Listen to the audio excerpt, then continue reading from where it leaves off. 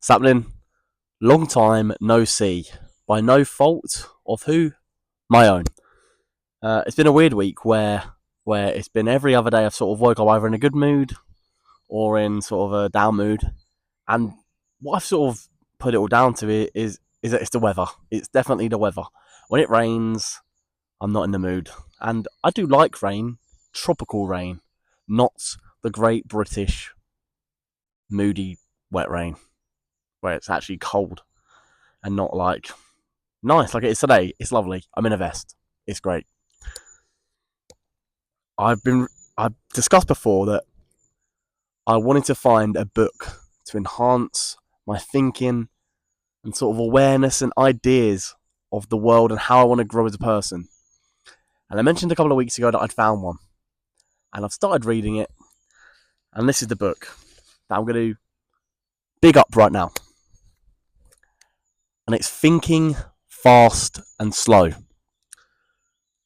And the best part about this book, for me, is sort of just the questions that the author asks me to think about whilst I'm reading. On the blurb, one of the sort of reviews from someone that has put on the back of the publication of the book has said, read it fast and read it slow. And especially read it slow where you think. Where it's a similar way of how you actually think, and the title, which is Thinking Fast and Slow, where you have to do both. And I'm about 3 chapters in, and it said read slow, so what I've done is I've read it very slow, where I'll read a chapter probably once a week, and then I'll take a few ideas from each chapter and go, how can I build and learn more than the book's actually telling me? And I've got a lot of ideas for videos that I have yet to do because I just haven't done them. I haven't done them. I said I would, but the weather has just completely killed my motivation the last few weeks. But this week I'm on it. And today's one of them ideas from the book, chapter 3, I believe. And it's actually going to be a 2-part video. The first one I've done. And this is part 1. And I've titled the video The Illusion of Control. Or The Illusion of Thought, sorry. The Illusion of Thought. And the topic I'm going to cover today is how we can choose to believe a superficial answer. And in short, what I mean by this is we will choose an answer that isn't right, but sounds pretty good. And sounds sort of, it's sort of the term of, is it too good to be true? And a lot of the times we just go, let's just see. Let's see if it's too good to be true. But let's actually see, rather than go, actually, no, it's actually not. It's really not a good idea to take this answer. In life, we prefer as people the comfort of our lives and what it gives us over clarity of situation. And I've discussed this before, I believe last week. So I'm just going to sort of touch on a little bit more now, where it's we prefer certainty over accuracy. Even if the certainty that we believe we're getting is false. And our complex truths that we hold sort of create the comfort that we want. But really, sometimes the shallow ones are the ones that sort of relieve this tension quickly, where we don't want to keep dwelling on issues, and we do just want that quick comfort that would then relieve that tension. And a lot of the time we seek sort of an emotional relief, and it just sort of gets in the way of our emotional honesty and our intellectual honesty of ourselves, and it trumps it a lot of the time, where we choose relief over reflection. We also choose cognitive ease over the truth, where if something is easy to understand a lot of the time we'll go, I'll believe that. And instead of sort of figuring out on our own, we'll always take the easy out, the easy answer, the one that's right in front of us, rather than doing our own research, doing our own thinking, and just going for what feels more believable rather than what is. Familiarity is a lot of the time mistaken for being accurate, where we've seen that before, so it must be right. And sometimes when something hasn't come up before, we go, maybe it's an anomaly in our life that has only just come around, when really that was the thing we should have been looking for the whole time, rather than sort of sticking to our guns of the familiar. And a lot of the times in our lives, especially now, where we want stuff quick, we want stuff now, simplicity wears the mask of our wisdom, where a lot of the time now, you'll see a video where it's just cut, bang, do, action.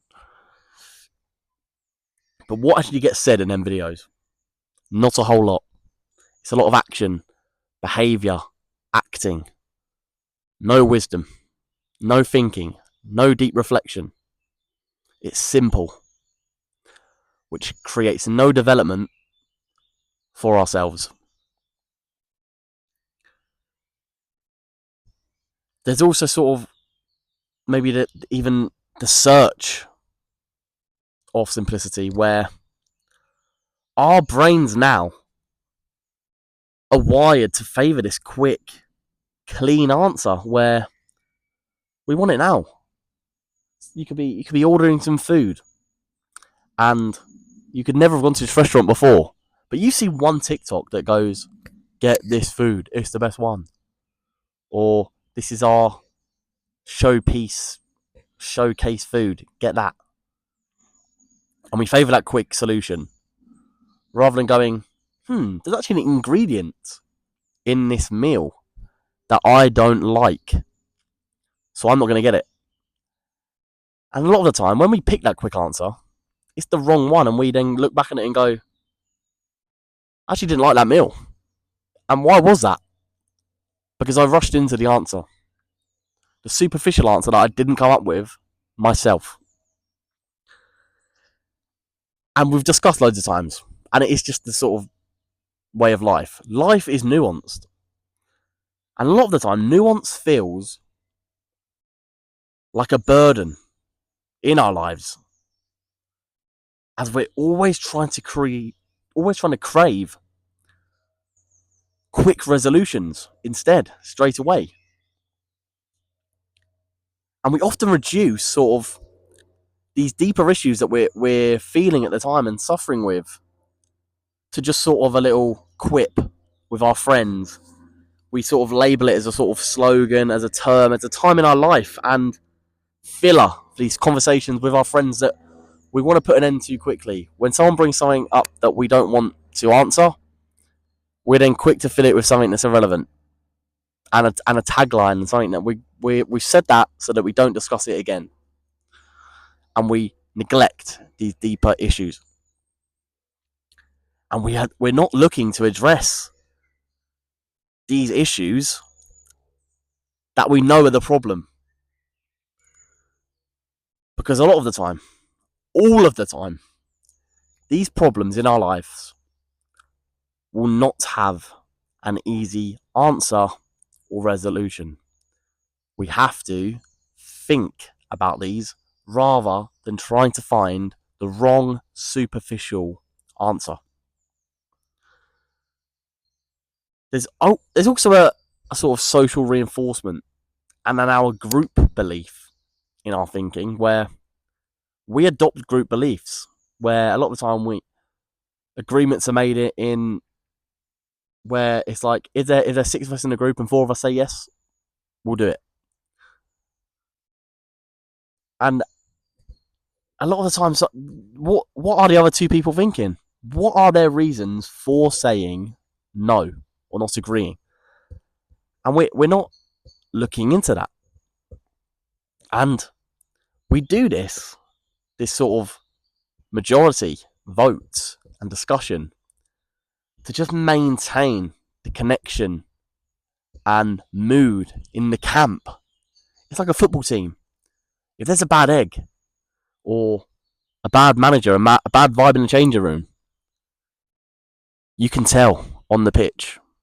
It will completely filter through the whole club and you'll see a problem. And we're also doing this for the clarity, where yes, we want the comfort of just agreeing, but we also do want to find that clarity in the right thing to do. And often sort of what's wrong with doing this is that others feel safer sort of saying the wrong thing or agreeing with you than saying the wrong thing and being judged. And if we keep following this path and dynamic, it's going to eventually create a scenario and a feeling where this false sense of accuracy is accurate when it's not. We're also sort of suffering as individuals and groups and a world, as a society, with mental fatigue and shortcut thinking. And I've made a video on shortcuts where we sort of just want the quick, easy route, similar to a superficial answer. A shortcut where we just want to get somewhere quicker than if we didn't take that shortcut. And also the benefits of it. But there's also fatigue when we think in a shortcut situation where when we're tired or overloaded or stressed with our life and our work, we end up lowering our standards in individuals, in people, in our output, in our health. And we end up defaulting our whole life settings to we explain to others and we sort of end up telling others that, like, I do this because if I put more effort in rather than the little effort I'm putting in right now, I won't feel as fatigued. But what we've lost there is that we've lost our routine, we've lost our rhythm, and we've lost our motivation to achieve the highest results. And our standards and our effort levels have dropped so low because we're not thinking enough. We're constantly telling ourselves that this lack of effort and fatigue and thinking will help us, when really it does the complete opposite. There's also an illusion in our brain of resolution, where superficial answers that we get told or think we know the answer to or think we have that answer, sometimes it feels like progress, but it stops our deep thinking. And a lot of the time it doesn't even stop our deep thinking, it just doesn't allow us to start. And sometimes when we're in a conversation or a dynamic that feels uncomfortable and we feel like all we need is closure, sometimes when we get this closure, it's mistaken for understanding. When really a lot of the time, like, we want the closure for ourselves. And then what we should do with that closure is then, instead of just going, I've got it, I've heard what I wanted to hear, we should then take what we've heard and think about it more and go, I understand it now. Instead of just listening to the closure, that superficial answer of closure, we need to take that answer and make it a thought out answer in ourself, rather than the superficial answer we're getting from another. And we also confuse answering a question with solving a problem where there's only one answer, when obviously that's not the case. However, like we've already said, when we think we've got an answer, right or wrong, we've got an answer. So we tell ourselves, I don't need to make two scenarios in my head. I've got one, and the one I've got right now sounds pretty good to me, so I'm going to run with it, even if it's the wrong one. And like I said, I'm going to follow up this video tomorrow with a part 2, where instead of sort of discussing the superficial answer, I discuss the superficial thinking, the next step. Because what if the real danger isn't just in the answer we choose, but it's how we think about the actual question themselves? Because superficial thinking is a flaw in the reflective mind. When we think about an answer that is wrong or doesn't exist, it's a struggle to reflect. And tomorrow in part 2, I'm going to cover that for you lot.